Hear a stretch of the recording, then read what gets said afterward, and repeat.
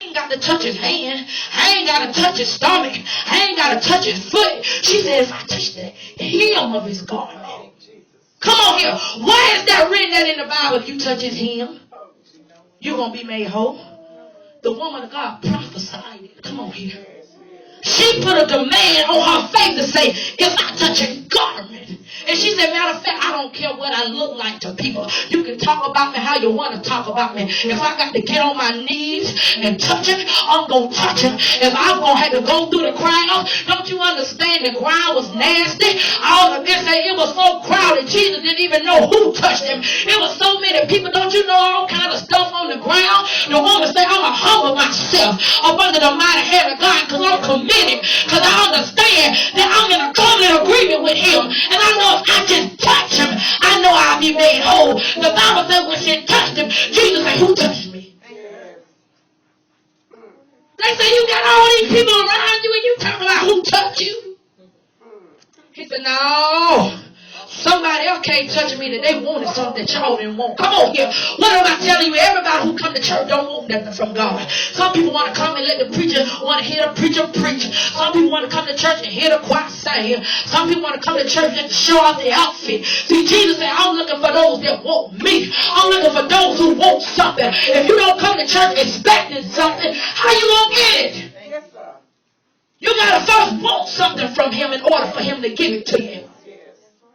I don't know about you, but I don't come to church and say I just want to come to church. I come to church because I want something from him. I want to get something that I didn't have before I got here. He said, I'm looking for a people that's willing to be persistent. That you're going to do what nobody else don't want to do. Come on here. That I'm going to get on my face and I'm going to pray. I'm going to seek you for instructions. How do you plan to deliver me out of debt? How do you plan to start me on this business? How do you plan to deliver me? How you plan to heal my body? I want to know how you plan to do it. What am I saying? I'm going to keep on being tenacious. I'm going to keep on being aggressive. I'm going to wrestle with him like Jacob. Jacob said, I'm going to wrestle with you until you bless me. The Bible said that Jacob wrestled with the angel till the angel had to touch him in the thigh because Jacob wouldn't let him loose. How do you wrestle with God? In prayer and studying. I understand I used to pray about 15 minutes a day, but now I understand it's going to take more than that. Come on. I understand that I used to pray one time a day, but I understand now it's going to take me praying more than one time a day. I understand if I want more from God, I got to do more. I can't think that I can do less and he's going to give me more.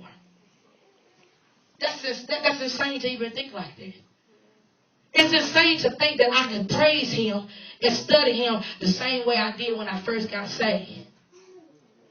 We're dealing with more demons, more warfare, and you trying to fight him the same way you were taught to fight him when you first got started. Come on. And you wonder why you defeated? You got to come up. And he said, I'm looking for some people who going to wrestle with him. The Bible says that Jacob wrestled with him to say, the angel of the Lord said, no longer will your name be Jacob, which meant trickster. He said, now I'm going to change your name to Israel. I just told you previously, when he changed you, it changed your character. See, at first Jacob was a trickster playing games with people. But he understands if I want something from God, I got to wrestle with him. I got to do something I ain't never did before. And God said, see, now you wrestle with me. Now I'm going to change your name. I'm going to change your character. Now I'm going to change the way that I'm going to bless you for real. But I said, now you let me do what I need to do in your life.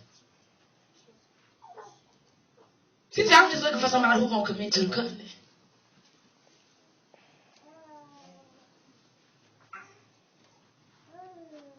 It says, he said, verse 17, 17 say, and Abraham, he already told him, I'm going to bless you with a son. He said, I will bless her so that she will be the mother of nations. Kings of people would come from her. Verse 17 say, Abram fell face down. He laughed and said to himself, will a son be born to a man 100 years old? Will Sarah bear a child at the age of 90? So Abraham was 99 and Sarah was 90.